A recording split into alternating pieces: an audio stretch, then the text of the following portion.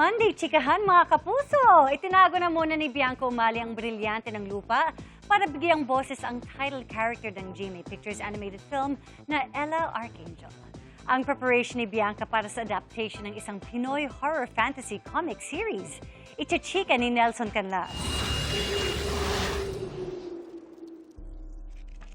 Mula sa mga pahina ng Filipino comic series, bibigyang buhay on the big screen ang kwento ng batang mambabarang na si Ella Arcangel.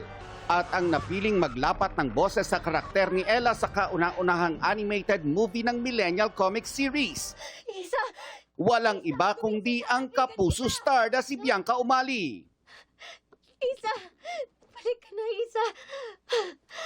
Sa pamamaalam ni Bianca sa role na Tera sa Encantadia Chronicles Sangre na mahigit isang taon din nating minahal, susubok siya bilang isang dubbing artist for the first time. Hindi lang basta pagmemorya ng script, challenging ito para sa kanya dahil kailangang maging iisa ang ipinararamdam ng kanyang boses sa ikinikilos ng illustration. Sobrang dami kong na-discover sa sarili ko. I guess it's really more being able to discover yung weaknesses and strengths ko as an artist. And I really am looking forward to accepting this project kasi kakaibang journey siya for me, kuya eh.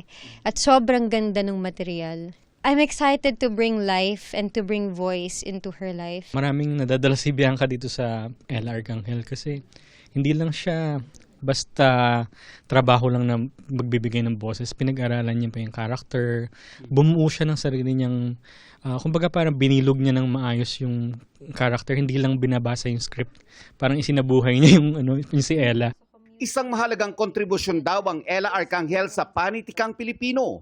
Nasasalamin kasi sa kwento ang makabagong kaugalian, mga social issues, at ilang makalumang kwento. All in one story that will teach viewers some life lessons. Maganda yung mensaheng hatid ng material.